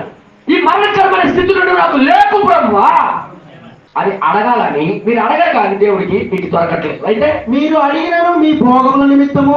ఏంటి అడుగుతారు? మీరు అడిగితే మీ భోగముల నిమిత్తము వినియోగించడానికై, మీ వినియోగించుకోవడానికి దురుద్దేశంతో అడుగుదురు కనుక మీకేమీ దొరకట్లేదు. అడగడం కూడా కూడా తేడా ఉంది. అయితే అడగడంలో కూడా తేడా, దురుద్దేశం ఉందన్న. అయితే వ్యభిచారులారా, లోక స్నేహము దేవునితో వైరమని మీరు ఎరుగరా? కాబట్టి ఎవడు ఈ లోకముతో స్నేహము చేయగలనో వాడు దేవునికి శత్రువగును. ఈయనేమో పౌలు గారు ఏమంటాడు, ఆయన వచ్చినప్పుడు ఆయన దగ్గరికి మేము సమ్ముఖం మనకు ధైర్యంగా వెళ్దాం, మేము ధైర్యంగా వెళ్తాం, మేము ఆధారపడం, మాకు ఒక నిరీక్షణ ఉంది అంటాడు. కానీ ఇక్కడికైతే దేవుడికి వీరికి సంబంధమే లేదు అంటున్నాడు. అంటే ఏదో ఒక కార్యము మన జీవితాల్లో అడ్డు పెట్టుకుని ఉన్నాయి. సంగమా, ఈ రోజు మీరు అందరూ గుర్తించాలని కోరుతున్నాను. మన జీవితాల్లో ఫస్ట్ పార్ట్ చూడవలసింది ఏంటో తెలుసా? నీ జీవితము నువ్వున్న స్థితిలో నుండి లేవబడడం నువ్వు చూడాలి. పునరుద్ధానం ఎవరికన్నా అన్నా ఎవరికి పునరుద్ధానం? నీ జీవితం పునరుద్ధరించబడటం నువ్వు చూడాలి. అంటే నీ జీవిత క్రియలు లో నుండి నువ్వు బయటికి రావడం నువ్వే చూడాలి. అది ఎవరు నీ మాట నీకు వస్తుందా? దేవుడు ఆత్మే అలాగా చేయగలవు. నీ స్థితిలో నీకు లేపడానికి నువ్వు లేవలేవు. నీ కోరికలు నువ్వు వాళ్ళకి చెప్పగలవా? నీకు నువ్వుగా అసహించుకోగలవా? నీకు నువ్వు అసహించుకోగలవా? అసహించుకోవడం అంటే నీకు అర్థం కాలేదు. దానికి కూడా వివరించి చెప్పాలి. ఇప్పుడు అసహించుకోవడం అంటే నువ్వు ఎలాంటి వాడో నాకు తెలుసు అన్న మనకి ఎవరైనా సరే. ఏంటో నువ్వు అన్నావు, ఏంటో నాకు నీకు తెలుసు అంటున్నావు అంటే అర్థమేంటి? అంటే నువ్వు మంచోడుగా నీకు నువ్వుగా ప్రేమించుకొని నీ మట్టుగా నువ్వు దాచుకొని నీ మట్టుగా నువ్వు ఓటేసుకున్న మనిషి. నా సంగతి తెలియదు. మీరు అంటే ఏంటి నీ ఉద్దేశం ఏంటి? మనిషి ఎప్పుడు తనకు తానుగా దాచుకోవాలని వస్తుంటాడు. కానీ నీకు చంపి నీలో కొత్తది ప్రారంభం అవ్వాలంటే దేవుని ఆత్మే రావాలి. అది జరగాలన్న ఫస్ట్ చూడాలా. పెద్ద పోరాటం ఇది. నిన్ను నువ్వు జయించడం అనేది చాలా పెద్ద పోరాటం. ఈ పోరాటం అనేది ఫస్ట్ జరిగి నువ్వు గెలవడము నువ్వు చూడాలి. హల్లెలూయా. పనికి మాలోడు విషయం జయించాను. దేవుడు కృప చేత ఇప్పుడు దేవుడు వాక్యం అంటే ప్రేమ పుట్టుతుంది. నాకు వాక్యం అంటే నాకు ఇష్టపడుతుంది. ఒకప్పుడు ఆడు దరిద్రుడు, వాక్యానికి దూరం చేసేసేవాడు అనే పరిస్థితి, రెండు పరిస్థితులు కూడా నీ జీవితంలో ఇక్కడ బ్రతుకున్నప్పుడే చూడగలిగి ఉండాలి. తర్వాత పునరుద్ధరణ నీకు ఉంటుంది. ఫస్ట్ జరిగితేనే కానీ అది లేదు. చెప్పండి, మీరు బైబిల్ చదవండి జాగ్రత్తగా. బైబిల్లో పరిశుద్ధులందరూ వారు పొంది ఉన్నాము అని చూశారు. వాళ్ళు అది మేము కలిగి ఉన్నాము అని చూడగలిగారు వాళ్ళు. ఈరోజు మనకేంటైతే మనం ఏది చూడకుండా చర్చికి వచ్చి వెళ్ళిపోతే పరలోకానికి వెళ్ళిపోతాం అనుకోవడం కరెక్ట్ కాదు. మన జీవితాల్లో ఇది ఖచ్చితంగా లేపబడటం చూడగలిగి ఉండాలి. ఏంటదా ఆ ఆత్మ వచ్చి మరణకరమైన మీ యొక్క పాత చావులలో మీ శరీరాలను లేపుతుంది. అంటే ఆ లేపడం నువ్వు చూడాలి కదా. ఫస్ట్ పనికి మారి ఆశాల నుండి లేపుతున్నప్పుడు అది మరి పనికి మారి ఆశాలలోనే ఉండి నాకు పునరుద్ధానం ఉంది. పక్షిరాజు వలే నేను ఎగిరిపోతాను. ఎక్కడికి వెళ్ళిపోతాను? నువ్వు ఎక్కడికి వెళ్ళిపోతావు? ఏంటి బాధ? ముందు ముందు ఇక్కడ నుండి లేచావా లేదా చూసుకో. హల్లెలూయా. ఎంతమంది ఆడవాళ్ళు ఉంది? ఏం గాలి తీయబడుతుందా? గాలి తీసేస్తున్నా అది ముందు అది అదంతా నీకు ఒప్పకుండా నీ గాలి నీకు చూపిస్తాడు ఆయన. హల్లెలూయా. దేవుడు నామానికి మహిమ కలుగును గాక. నాకు కూడా ఇక వాక్యములు తీసినట్లయితే 1 కొరింథీయులకు రాసిన పత్రిక 2వ అధ్యాయము 4వ వచనం. తొందరగా నాకు హెల్ప్ చేయాలంటే 1 కొరింథీయులకు రాసిన పత్రిక 2వ అధ్యాయము 4వ వచనం. 4వ వచనంలో మీ విశ్వాసము మనుషుల జ్ఞానము ఆధారం చేసుకొనక దేవుని శక్తిని ఆధారము చేసుకుని ఉండవలనని. ఏం చెప్తున్నాడు అసలు? దేవుని శక్తిని ఆధారము చేసుకుని ఉండవలనని. మానవ జ్ఞానం ఏమంటారు తెలుసా? నువ్వు చర్చికి వెళ్తున్నావు, నువ్వు కరెక్ట్ మంచివే మాట్లాడదు, నువ్వు మంచోడివే చెప్పండి. పేదవాళ్ళకి నువ్వు బతిమిస్తున్నావు చూసావా, నువ్వు మంచోడివే. మానవ జ్ఞానం అన్నది మానవ జ్ఞానం. ఈ మంచి కార్యాలు చూసి మానవ జ్ఞానం ఏమంటుంది? మంచోడు అంటది. కానీ ఇక్కడ ఏమంటాడు అంటే దేవుని శక్తిని ఆధారము చేసుకుని ఉండవలనని. ఆ దేవుని శక్తి ఏం చేస్తుంది? మనిషికి ఉన్న స్థితిలో లేపేస్తుంది. ఇప్పుడు అది జరగడం దాని మీద నువ్వు ఆధారపడాలి.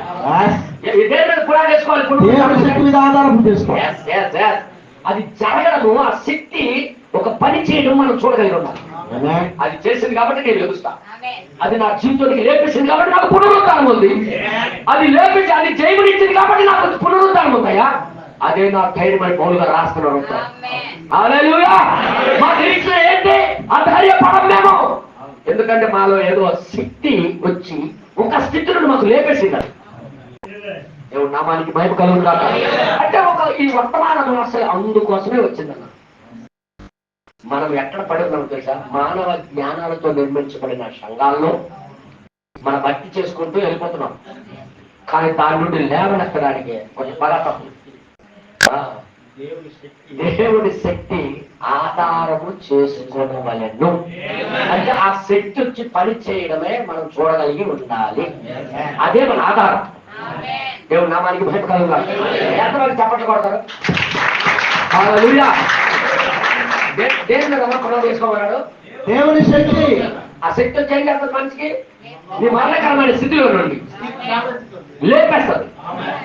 అప్పుడు నువ్వు ఆధారం చేసుకోవాలి. ధైర్యం ఉంది. ఆయన ముందుకు వెళ్ళడానికి ధైర్యం ఉండాలి. ధైర్యం ఉంది, ఎందుకంటే ఆయన లేపించింది. ఆయనే వచ్చి హెల్ప్ చేస్తాడు. అదే జడ్జి వచ్చే నీ కేసు కొట్టేశాడు, జడ్జి వచ్చి నీ పాట చేశాడు, చింపేశాడు. ఇంక నీకు ఎలా పడుతుంది? రేపు నీకు వాయిదా అంటే శిక్ష పడుతుంది అంటే వెళ్తారు ఎవరైనా?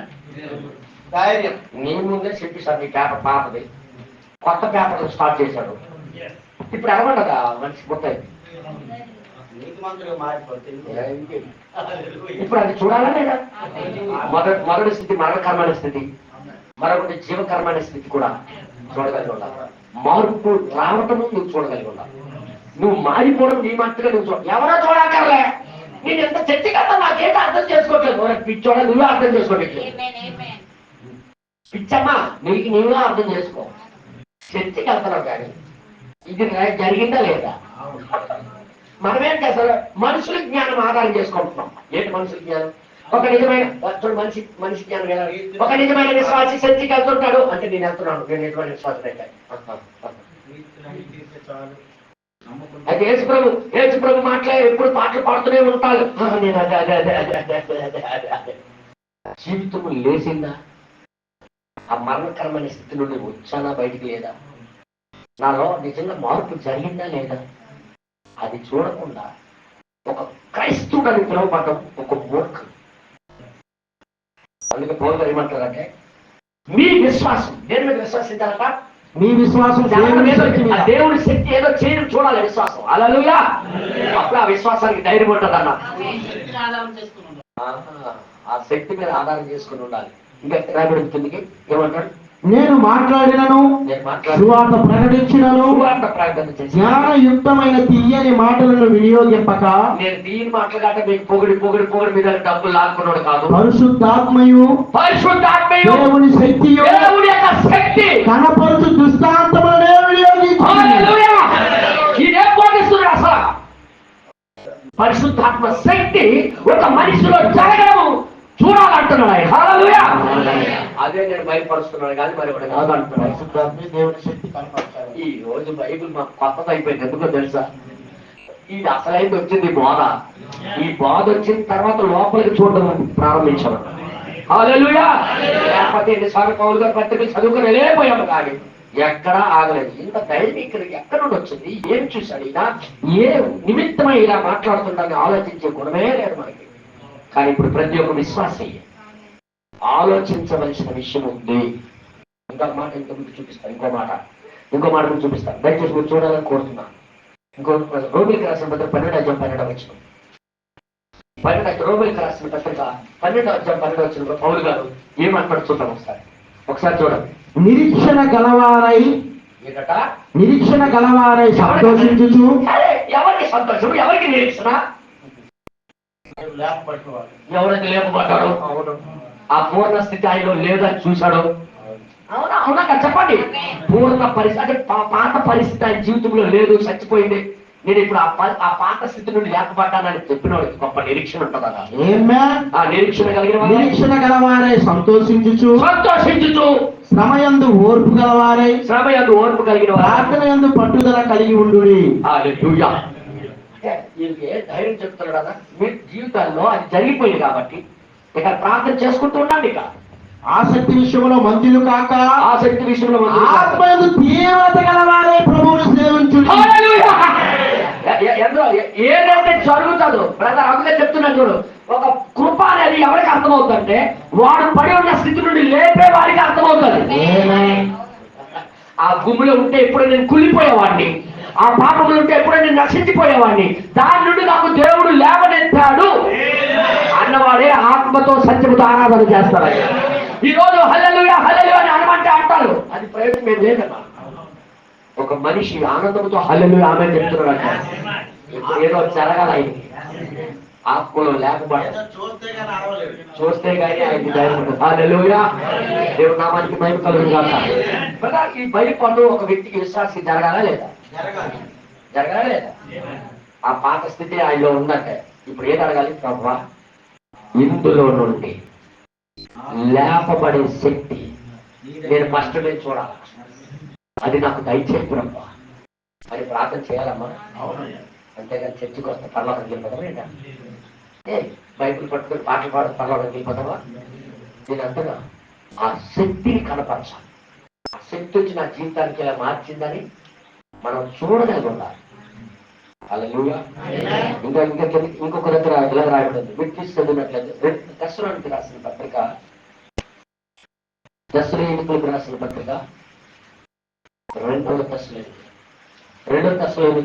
పత్రిక 2వ అధ్యాయం 16-17 వచనాల్లో ఇలాగ చెప్తున్నాడు. మన ప్రభువు అయిన యేసుక్రీస్తును మనలను ప్రేమించి కృపా చేత నిత్యమైన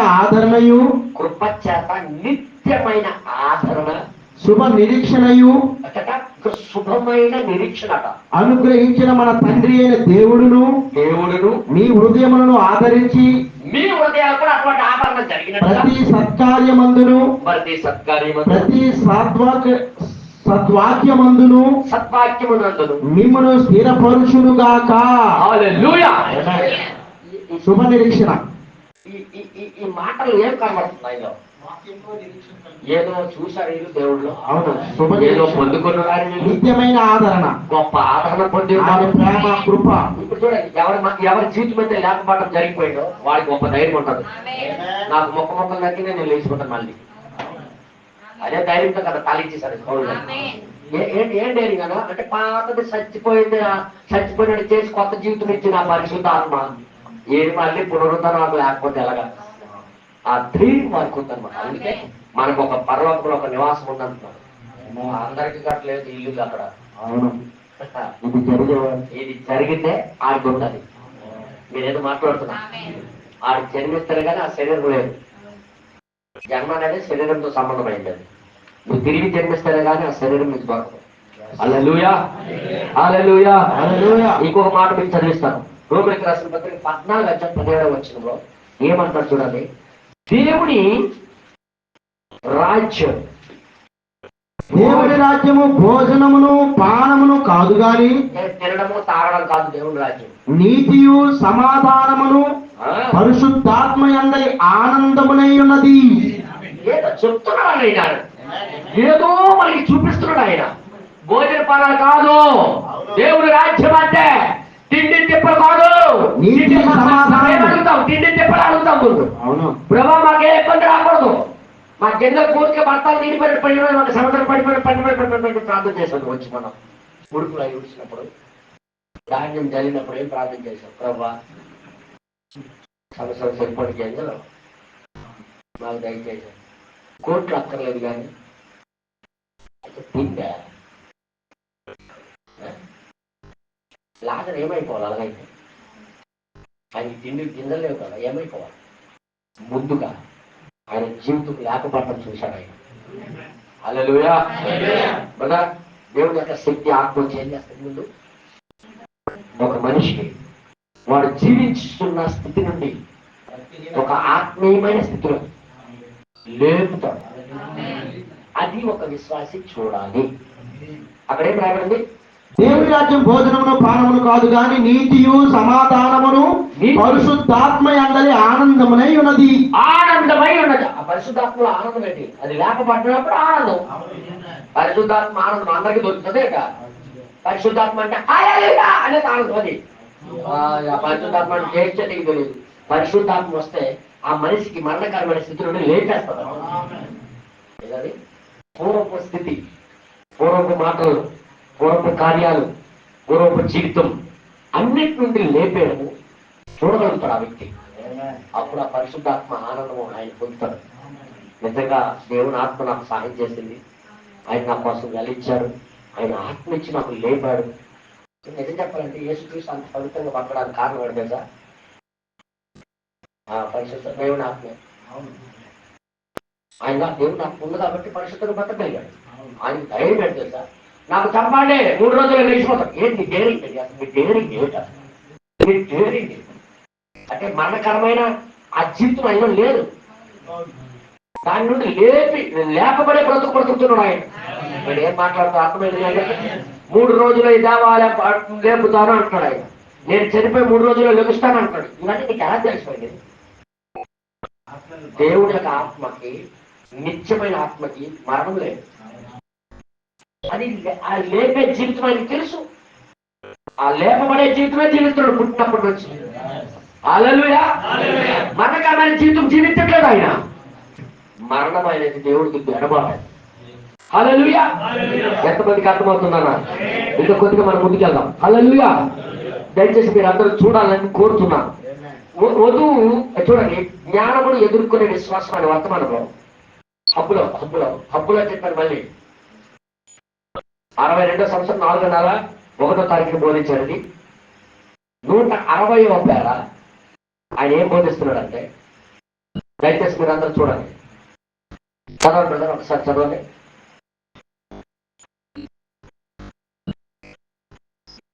నూట 60 పేరలో ప్రవక్త ఏమంటాడు చూడండి.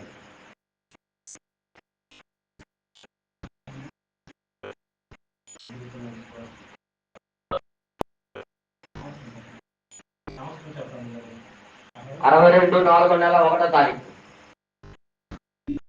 జ్ఞానమును ఎదుర్కొనే విశ్వాసం. అలా కొట్టిన వచ్చేద్దన్నా వచ్చేస్తుంది. 160వ పేర. నేను క్లియర్గా చెప్తాను. 160వ పేర ఏమంటాడు చూడండి ఒకసారి. అక్కడ ఏమంటాడంటే, మీకు ఏదో తీయాలా? మీరు చేస్తారా కదా? రెండవదిగా ఈ వాక్యంలోని కొన్నిటిని వ్రాసుకున్నట్టుకు ఇష్టపడుచున్నారా? చూసారా? వారు మేము నమ్ముచున్నాం అని చెప్పేదారు.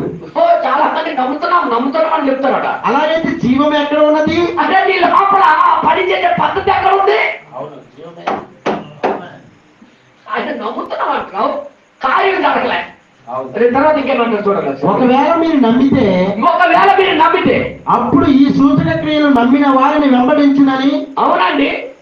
కాదు కానీ వెంబడించును వెంబడిస్తాయి అని యేసు చెప్పాను. చెప్పాడు. ఒక సూచన ఏదో అద్భుతం జరగాలి ఆయన జీవితంలో. జీవం వెంబడిస్తాయి. తర్వాత ఇంకా రాయబడు, నా యందు విశ్వాసం ఉంచిన వాడు నేను చేయు క్రియలు అతడును కూడా చేయను. ఏం క్రియ చేశాడనా? పరిశుద్ధమైన జీవితం జీవించి చూపించాడు ఆయన. నా యందు విశ్వాసం ఉంచువాడు నేను చేయు క్రియలనే అతడు కూడా అతడు కూడా చేస్తాడు. ఆయన ఏదో మాట వరుసకు చెప్పలేదు, అదేదో మాట వరుసగా చెప్పలేదు. అది కానీ ఆయన ఏమి చెప్పాడో దానిని ఆయన చేయును. అది చేస్తాడు ఆయన. అది ఏ విధంగా జరుగును? అది ఏ విధంగా జరుగుతుంది? ఎందుకనగా ఎందుకంటే క్రీస్తులో ఉన్న అదే జీవము నీలో ఉన్నది.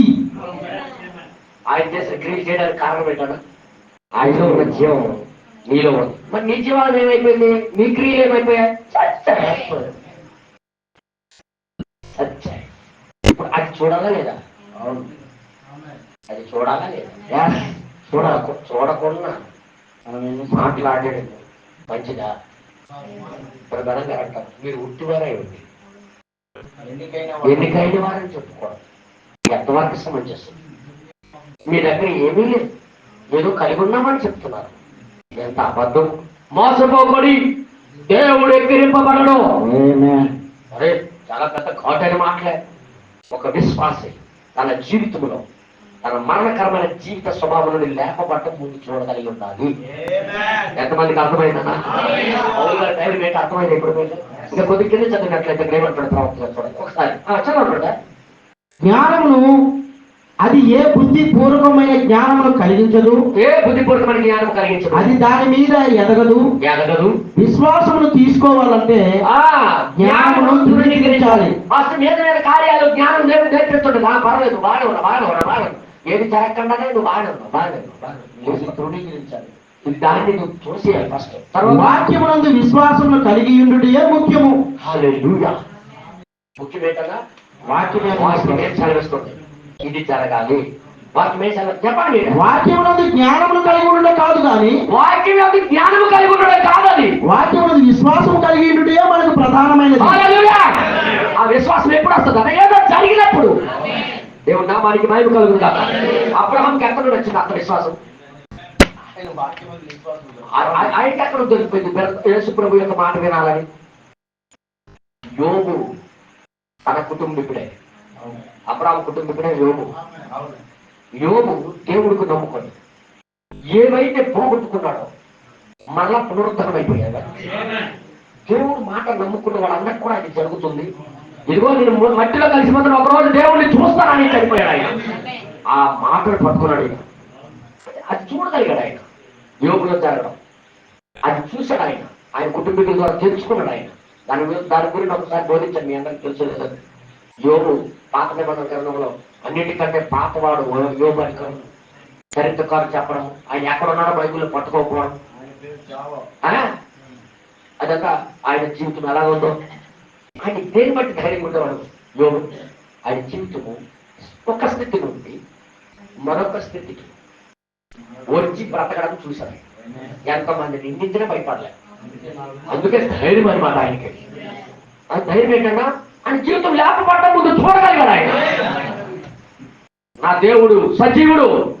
ఖచ్చితంగా ఒక రోజు నా శరీరం కుళ్ళిపోయి పురుగులు తిని మట్టి అయిపోయినా ఈ శరీరంతో ఆయన చూస్తాను. మళ్ళీ ఏంటి ముందు ఆయన జీవితంలో లేపబట్టడం చూడగలిగాడు ఆయన. ఆయన జీవితం ఒక స్థితి నుండి మరొక స్థితికి రావడం చూడగలిగాడు ఆయన. ఈ రోజు ఒక విశ్వాసం ఏం చేయాలి? నేను అంటున్నాను, మీరు మోసపోకూడదని విషయాన్ని చెప్తున్నాను. మనం మోసపోకూడదు. మన జీవితాల్లో అది జరిగిందా లేదా? జరగకపోతే అడగండి దేవుడు, ప్రభా చాలా ఇంకా ఉన్నాయి బాధలు, నాకు అవి వద్దు. నేను ఒక కొత్త సృష్టిగా నేను చూడాలనుకుంటున్నాను. 16వ అధ్యాయం 2 కొరింథీయులకు రాసిన పత్రిక. పౌలుగా నేను చూసి మాట్లాడుతాను. చూడండి ఒకసారి 16వ అధ్యాయం 17వ వచనం అనుకుంటా. ఒకసారి చూడండి. సారీ 6వ అధ్యాయం 5వ అధ్యాయం 2 కొరింథీయులకు రాసిన పత్రిక 6వ అధ్యాయం 17వ వచనం. 2 కొరింథీయులకు రాసిన పత్రిక 6వ అధ్యాయం 17వ.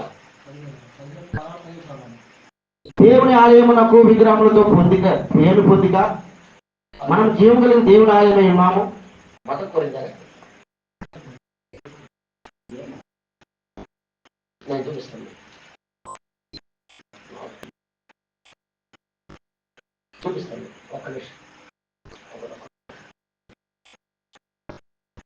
మాట అవసరం వచ్చినప్పుడు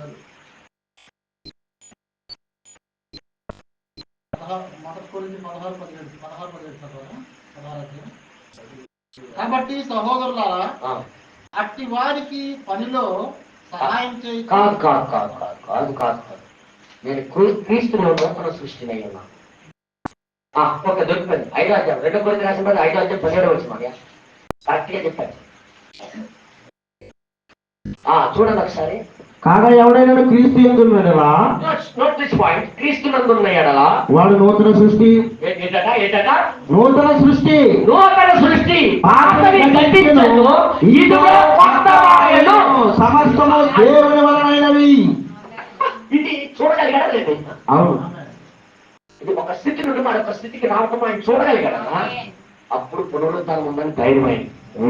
అదే 3వ అధ్యాయం 18వ వచనంలో 3:18 అదే మనమందరమును ముసుగు లేని ముఖముతో ప్రభు యొక్క మహిమను అద్దము వలె ప్రతిబింబింప చేయించు అధిక మహిమ పొందుచు ప్రభువుకు ఆత్మ చేత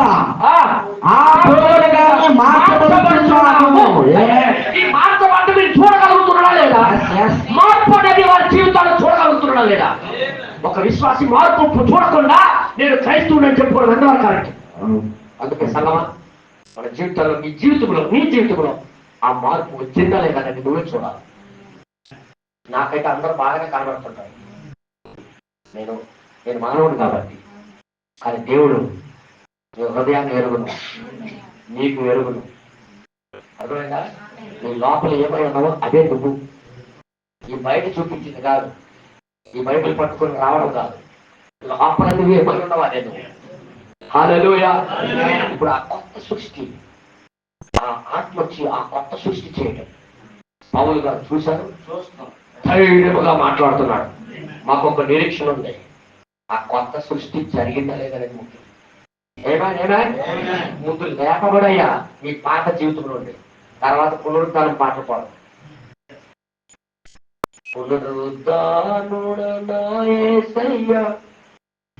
మన అదే కదా మనం పాడాము. కానీ లోపల ఏమవ్వాలి?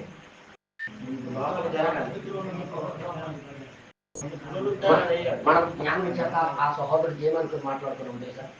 అది ఏ చర్చికి వెళ్ళలేదు, అది కనపలేదు.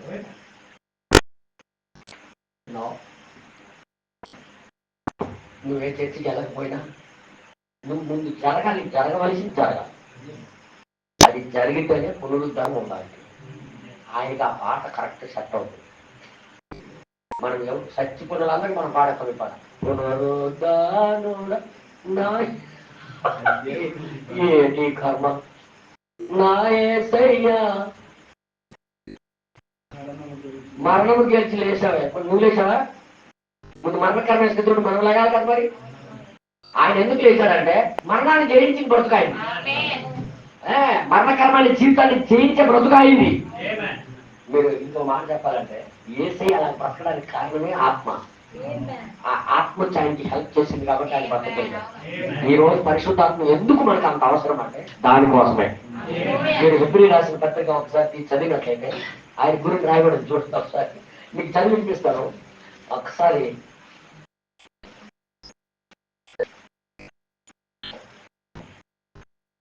6వ అధ్యాయము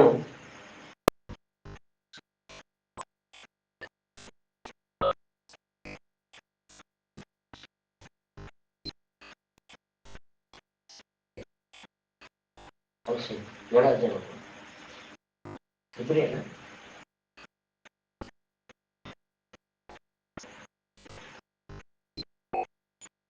హెబ్రీయులకు రాసిన పత్రికలోనే క్రీస్తు తన యొక్క 14 వచ్చిన 9వ అధ్యాయం 14 వచ్చింది. చదవండి ఒకసారి. నిత్యుడకు ఆత్మ ద్వారా, చూడండి, నిత్యుడకు ఆత్మ ద్వారా తన్ను తాను దేవునికి నిర్దోషిగా అర్పించుకొనిన క్రీస్తు యొక్క రక్తము. ఈ క్రీస్తు తనకు తానుగా దేవుని దగ్గర నిర్దోషిగా ఎలా అర్పించుకున్నాడు? ఆత్మ ద్వారా. నిత్యుడకు ఆత్మ ద్వారా, నిత్యుడకు ఆత్మ ద్వారా తను దేవునికి నిర్దోషిగా అర్పించుకునే దేవుని దగ్గర నిర్దోషిగా ఉండాలంటే ముందు ఆత్మ హెల్ప్ చేయాలి మనకి. వినండి, ఇక్కడ ఏమంటాడు చూడండి. క్రీస్తు యొక్క రక్తము రక్తము జీవ క్రియలను విడిచి, చూడండి, నిర్జీవ ఆ రక్తము ఒక మనిషికి తాకితే ఆ నిర్జీవ క్రియలను విడిచి జీవము గల దేవుని సేవించుటకు, జీవము కలిగిన దేవుని సేవించడానికి మీ మనస్సాక్షిని ఎంతో ఎక్కువగా శుద్ధి చేయును. మనస్సాక్షి ఏం చేస్తుంది? ఒక మనిషికి దేవుడి యొక్క రక్తం తాకిందంటే మార్చేస్తుంది, ఖచ్చితంగా ఆ స్థితి నుండి రిలీజ్ చేసేస్తుంది. అవును, అది జరగడం చూడాలి కదా. అవును, నీ మనస్సాక్షి, నీ జీవితము క్లీన్ అవ్వడము ఒక మనిషి చూడగలదా లేదా? బైబిల్ చెప్పినట్టుగా అది జరుగుతుంది అన్నాడు ఆయన. అది జరగాలా లేదా? జరగాలి. అమ్మా బాబు, ఈ రోజు ఎంత కష్టపడి వచ్చారు మీరు. మీ జీవితంలో ఇది చూడకుండా ఇక్కడ వెళ్ళిపోతాయి. ప్రయోజనం ఏంటి? చూడాలా లేదు మనం? జరగాలా లేదు మనం? కాబట్టి మనం ఏం అడగాలట? ఈ లోకంలో బతకడానికి అడగకూడదు. మనం ఇది జరగాలని అడగాలి. ప్రభా, ఈ ఆత్మ చేత నాకు శుద్ధి చేయి, ఆ రక్తం చేత నాకు కడుగు. నేను ఇలాగ బ్రతకదలుచుకోవట్లేదు, ఈ పనికి మారిన బ్రతుకులు బ్రతకాలనుకోవట్లేదు, నాకు లేవలేదు. ఇక్కడ ఏమంటాడు? కొద్దిగా చదివినట్లయితే నీకు శుద్ధి చేయదు కదా, మీ మనస్సాక్షిని క్లీన్ చేస్తుంది కదా. ఈ హేతువు చేత ఈ మొదటి నిబంధన కాలంలో జరిగిన అపరాధముల నుండి విమోచన కలుగు చేయుటకై ఆయన మరణమును పొందినందున పిలువబడిన వారు నిత్యమైన స్వాస్థ్యమును కూర్చిన వాగ్దానమును పొంది నిమిత్తము ఆయన కొత్త నిబంధనకు మధ్యవర్తి అయి ఉన్నాడు. ఇప్పుడు అదే కదా జరగాలి మనకి. హల్లెలూయా, హల్లెలూయా. మాటలన్నీ ఆ భావంతోనే మాట్లాడుతున్నాడు ఆయన. అవును, బైబిల్ అర్థమవుతుంది బాగా. రోమిలకు రాసిన పత్రిక, కొరింథీయులకు రాసిన పత్రిక, ఒక విశ్వాసంలో కార్యాలు జరగవలసిన కార్యాలు ముందు జరగడం ఆ విశ్వాసం చూడాలి. అప్పుడు ఆ మనిషికి ధైర్యము, నిబ్బరము, పౌలు గారిలాగా మాట్లాడతాడు. ఏమని? నాకు దేవుడు ఒక నిరీక్ష ఇచ్చి ఉన్నాడు, నాకు గొప్ప ధైర్యము, గొప్ప సంతోషము, ఎందుకంటే నాకు జరగవలసింది జరిగిపోయింది. హల్లెలూయా. సంగమా, ఇప్పుడు ఏం అడగాలి మనము? నీ కళ్ళ ద్వారా, నీ మనస్సాక్షి ద్వారా, నీ హృదయం ద్వారా నువ్వే చూడాలి నీ జీవితంలో ఏదో జరగడం. హల్లెలూయా. అది చూడకుండా నువ్వు వర్తమానం కలిగి ఉన్నానని చెప్పుకోవడం ప్రయోజనం లేదు. అది నీ యొక్క మనుషుల యొక్క జ్ఞానమే. ఆ జ్ఞానాన్ని ఎదుర్కోమని దేవుడు కోరుతున్నాడు. ఎంతమంది ఈ రోజు ఇష్టపడతారు? ప్రార్థన చేద్దామా? అందరూ లేచి నిలబడి, ప్రభా మాకు మీరు సహాయం చేయండి. నిజంగా కొన్ని విషయాలు మా జీవితాల్లో పాతవే ఉన్నాయి ప్రభా. నేను ఆ స్థితి నుండి బయటపడాలనుకుంటున్నాను, నాకు సహాయం చేయి ప్రభు. దాన్ని అడగడం మానేసి నా పిల్లలకి బ్రతికి ప్రభా, మా కుటుంబానికి బ్రతికి ప్రభా, మా ఆవిడికి స్వస్థత ప్రభా, ఈ మాకు రోగాలను తప్పించి ప్రభా అని అనడం మంచిది కాదరా. భౌతికమైన దానితో అడగడం కాదు, కానీ అంతరంగ పురుషుడు లేపబడాలి, అంతరంగ పురుషుడు బలపరచబడాలి, అంతరాత్మ బాగుపడాలి, అంతరాత్మ నూతన సృష్టి అవ్వాలి, పాత జీవితం చచ్చిపోవడం నువ్వు చూడాలి.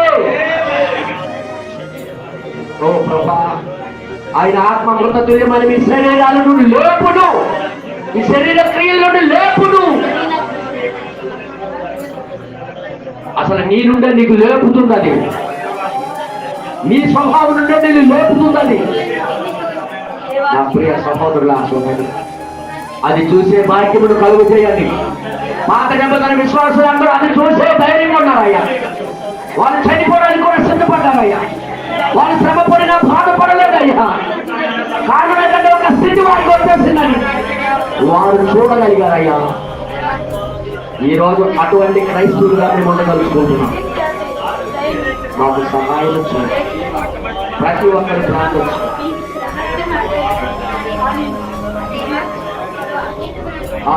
మీదకి వచ్చి వెళ్ళిపోవడం కాదు, పైన జరుగుతున్న కార్యాలు చూసి నీ మట్టుకుని ఓటేసుకోవడం కాదు, మీద కార్యాలు బట్టి నీ మట్టుకుని ఓటేసుకొని బ్రతకడం కాదు. నీ యొక్క పునరుద్ధరణ నువ్వు చూడాలి, నీ జీవితం లేవడం నువ్వు చూడగలిగి ఉండాలి, నీ పాత స్వభావం నుండి లేచిపోయాలనే స్వభావం నువ్వు చూడగలిగి ఉండాలి. మన మధ్యలో మలాకి తమ్ముడు వచ్చి ప్రార్థన చేస్తాడు. మలాకి తమ్ముడు వచ్చి ప్రార్థన చేస్తాడు. చిన్న ప్రార్థన చేసి ముందుకెళ్ళ వాళ్ళు బాగా ఆయనకి హల్లెలూయా.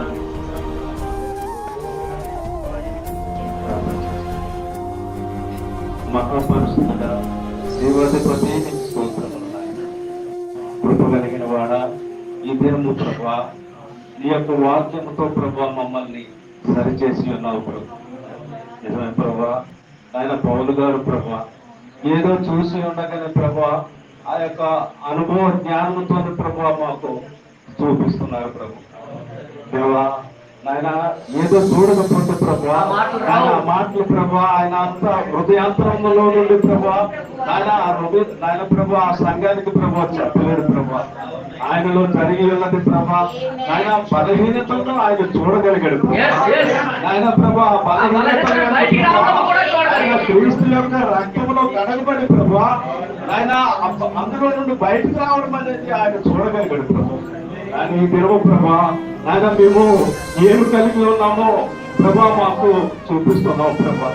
అందరు బట్టి నీకు కృతజ్ఞతలు ప్రభా. ఆయన ఆ దినమున ఆయన అబ్రహాము ప్రభు అది చూడగలిగి ఉన్నాడు ప్రభు. ఆయన యోగులో ఆయన ఆ యొక్క ఆయన మర్మయుక్తమైనటువంటి దాన్ని ఆయన పట్టుకోగలిగాడు ప్రభు. ఈ దినము మాకు బోధిస్తున్నామంటే ప్రభా ఆయన మేము కూడా ప్రభా పాత స్థితిలో ఉండకూడదని ప్రభా ఆయన మేము నూతన స్థితిని పొందుకోవాలని మాము ప్రభా ఆ అబద్ధాలు ఆయన ఆ యొక్క సన్నిధిలోనికి రావడము పోవడం అనేది కాదు కానీ ప్రభా ఆయన మేము కూడా చూడాలి అనేసి ప్రభా నీ వాక్యంతో మాకు బలపరుస్తున్నావు ప్రభా. నీకు కృతజ్ఞతలు ప్రభా. దేవాలనాడు నాయన ఆయన ఆ రక్త స్రావము కలిగినటువంటి స్త్రీ ప్రభా చూడగలిగి ఉన్నాడు ప్రభా. ఆ బావి యొక్క ఉన్నటువంటి స్త్రీ కూడా చూడగలిగినాడు ప్రభా. ఆమె చూడగలిగి ఉన్నాడు ప్రభా. ఈ దినము ప్రభా నువ్వు మాట్లాడుతున్నావంటే ప్రభా ఆ స్థితిలో నువ్వు ఉండకూడదు అనేసి పైకి లేవబడాలి అనేసి ప్రభా నాతో ప్రభా మాట్లాడుతున్నావు ప్రభా. నీకు స్తోత్రములు ఆయన. ఆయన ఇంత కృప భాగ్యాన్ని మాకు అనుగ్రహిస్తున్నావు ప్రభా. ఆయన ఇన్ని మాటలు ప్రభా మేము వినగలుగుతున్నప్పుడు ప్రభా మా జీవితాలను మేము మార్చుకోవాలని ప్రభా మాతో మాట్లాడుతున్నావు బట్టి నీకే కృతజ్ఞతలు ప్రభా. ఇక మీదట ప్రభా మేమందరము ప్రభా నీ యొక్క సన్నిధిలో గోచోడాలి. ఆయన నీ సన్నిధిలో నువ్వు ఏమి మాట్లాడుతున్నావు ప్రతి ఒక్క మాటను ప్రభా మేము ఆయన పరిశీలించి ముందుకు కొనసాగే కృప మాకు అందరికీ దయచేయమని సమస్తము ప్రభు మీ చేతులు సమర్పించుకుంటూ యేసుక్రీస్తు నామములో ప్రార్థిస్తున్నాను. ఆమేన్. పరలోకమందున్న మా తండ్రి నీ నామము పరిశుద్ధపరచబడును గాక.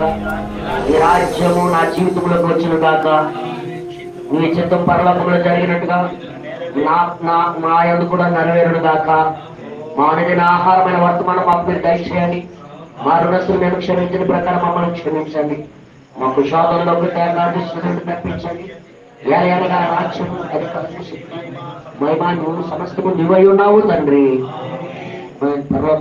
ఆ పరలోక దేవుడైన ప్రభువైన యేసుక్రీస్తు యొక్క ఆత్మ ఎవరెవరైతే వారి జీవితాల నుండి లేవనెత్తడం వారు చూడాలనుకుంటున్నారు ఆ ఆత్మ వారికి సహాయము చేయనుగాక.